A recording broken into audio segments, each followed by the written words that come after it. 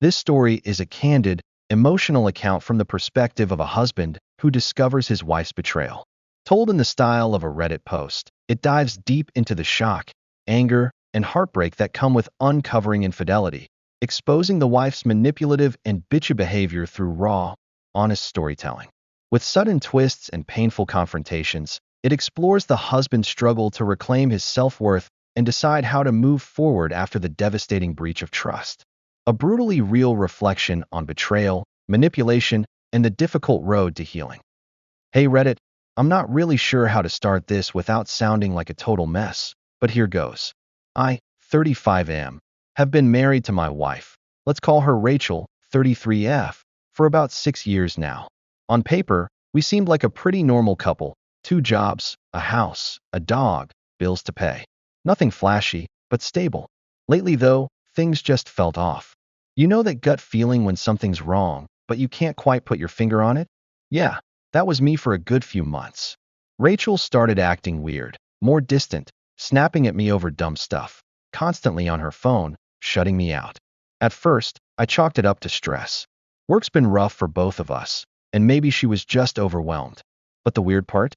Whenever I asked if everything was okay, she'd flash this fake smile and say, "I'm fine, don't worry about me." Classic, right? But something about the way she said it didn't sit right. She got bitchier too. Like, the kind of sharp, snarky that's not just stress. It's something else bubbling under the surface. She'd blame me for things I didn't do or exaggerate stuff to make me look like the bad guy. When I tried to talk, she'd roll her eyes or just shut down. I kept hoping it was just a phase. Maybe she was just going through something I didn't know about. But yeah, deep down, I started worrying. Like, what if it's not just stress? Anyway, that's the background. The signs were there, but I wasn't ready for what I was about to find out. Alright, so here's where it all started to come crashing down. One night, Rachel said she was going out with some friends for drinks. I wasn't thrilled, but I figured, fine, everyone needs a break sometimes. I stayed home, planning to get some work done and maybe catch a game. But then I noticed her phone kept lighting up like crazy. She was ignoring my texts, which was weird. So, I got curious. Yeah, I know, snooping is bad, but sometimes desperation takes over. I went over to her purse to grab something and saw her phone buzzing on the kitchen counter. It was unlocked, and I don't know what possessed me, but I checked it. Big mistake. There it was, text from some guy I'd never heard of, but the tone was way too flirty to be innocent. "Can't wait to see you tonight, face blowing a kiss. Miss you already." And the absolute kicker. A picture of them together, close, smiling, looking like they were on a date. My heart just dropped. I stared at the screen, unable to believe what I was seeing. For months, she acted like everything was fine, but here she was, lying through her teeth. I sat there frozen for a minute, trying to wrap my head around it. Then I found more texts.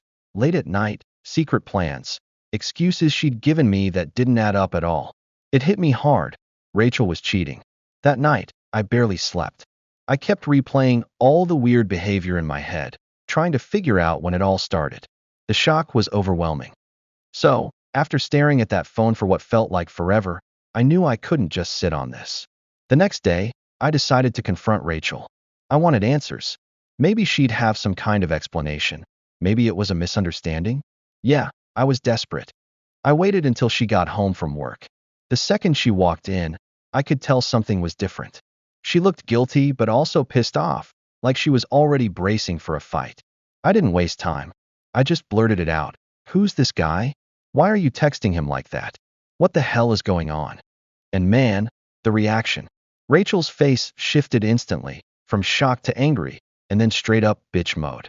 She rolled her eyes and said, "Oh, come on, you snooping creep.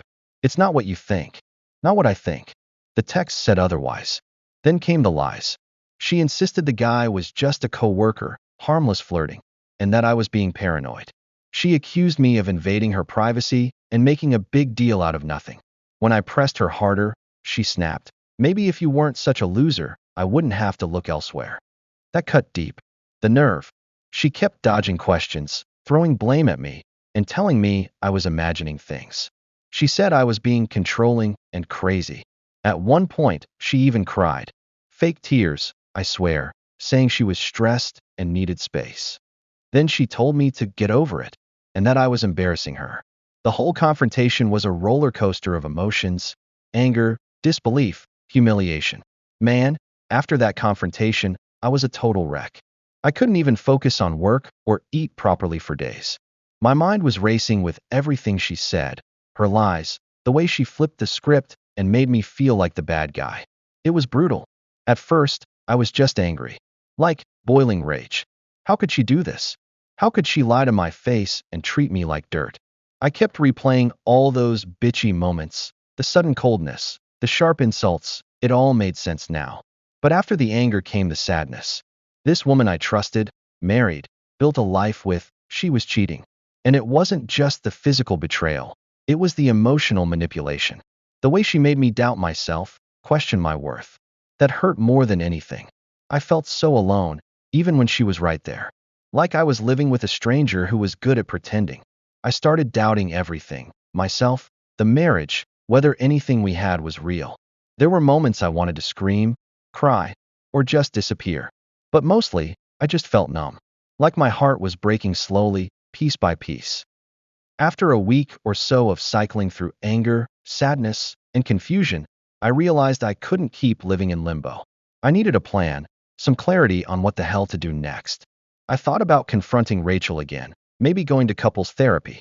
But honestly, after the way she treated me, lying, blaming me, acting like I was the problem, I wasn't sure I wanted to waste more time pretending everything could be fixed. So I decided to take a step back. I told her I needed space to think, and for once, she didn't fight me on it, probably because she knew I wasn't bluffing. I started focusing on myself, trying to rebuild some self-respect and figure out what I wanted. Was this marriage worth saving? Could I ever trust her again? Right now, I'm leaning towards separating, at least temporarily. I don't know what the future holds, but I know I can't keep living in a house where lies and manipulation are the norm. It's been a few weeks since I told Rachel I needed space. Honestly, it's been one of the hardest things I've ever done. But also, it's given me some perspective. First off, I learned to trust my gut. I ignored the signs for too long because I wanted to believe everything was fine. Don't do that. If something feels off, it probably is. Second, I realized how important self-respect is. Rachel's behavior, her lies, the way she gaslit me, showed me I deserved better treatment. No amount of stress or problems justifies disrespect and cheating. Finally, I've seen how manipulation can blindside you. She twisted everything so I'd feel like the crazy one. That was a brutal, painful lesson. For anyone going through something similar, my advice is, don't ignore your feelings. Confront the truth, no matter how ugly. And remember, you're not crazy or weak for wanting honesty and respect. So just when I thought I was starting to get some clarity, life threw me a curveball. A couple days after our confrontation and me asking for space, I found out something else, something that made everything even messier. I got a random message from a mutual friend who'd overheard Rachel bragging at a party about how easy it was to manipulate me. Seriously, she was basically gloating about the whole affair like it was some kind of game. At first, I thought, no way, that can't be true. But the more I thought about it, the more I remembered all those times she belittled me, blamed me for everything, and made me feel like I was losing my mind. It hit me that this wasn't just cheating, it was cruelty. Like she was enjoying the power she had over me. That broke me again, but it also made me realize something important. I couldn't keep being her victim. After that brutal revelation about Rachel bragging, I knew I needed to get out of my head.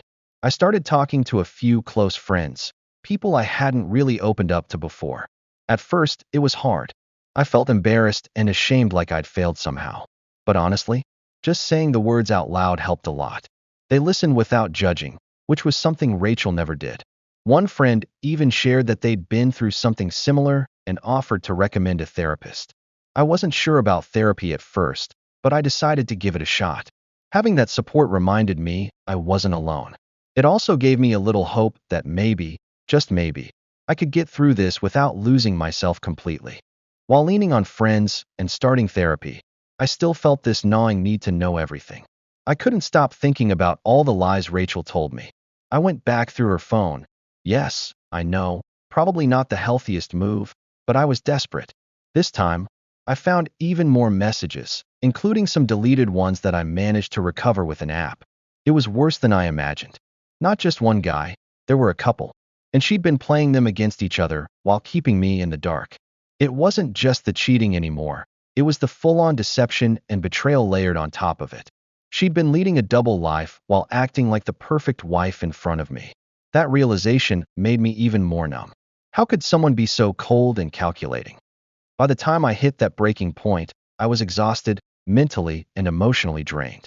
I remember sitting alone one night, staring at the ceiling, realizing I couldn't keep living like this. I confronted Rachel again, but this time I was calm and firm.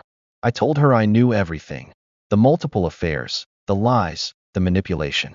And I made it clear, I wasn't going to let her treat me like this anymore. Her reaction? She tried the old tricks, playing the victim, crying, blaming me again for being too controlling and not supportive. But I didn't bite. I stayed strong and told her the marriage was on thin ice. That was the moment I took my power back. I finally said aloud what I'd been afraid to admit. I deserved better. After that final confrontation, I knew I needed to set some serious boundaries. No more endless arguing, no more tolerating lies or manipulation. I told Rachel that if she wanted to stay in this marriage, she needed to be honest and willing to work on rebuilding trust. No more sneaking around, no more blaming me for her mistakes. And I made it clear I needed space to heal, both physically and emotionally. That meant spending some nights apart, limiting contact, and focusing on myself for a while. Honestly, it felt strange at first, like I was punishing myself by pulling away. But the more I stuck to those boundaries, the more I started feeling like I was getting my life back. Something I didn't expect during all this drama was how much support popped up from people I never thought would care. Even coworkers, neighbors, and some distant family members reached out once they caught wind of what was going on. It was weird at first, partly embarrassing, but mostly comforting. I started realizing that betrayal might feel isolating, but you don't have to go through it alone. One surprising moment was when Rachel's sister texted me, basically saying she always suspected Rachel wasn't the saint she pretended to be, and that I deserved better. It didn't fix anything between Rachel and me, but it made me feel less crazy. Like my feelings and experiences were real and valid. Things haven't magically gotten better overnight, but I'm slowly starting to pick up the pieces. Some days are still awful, lonely, confusing, full of what-ifs. But I'm learning to focus on what I can control, my own healing and moving forward. Rachel and I are currently living separately while we figure out what comes next. I'm not sure if we'll ever fully repair this, and honestly, I'm okay with that for now. Trust, once broken, isn't easy to rebuild.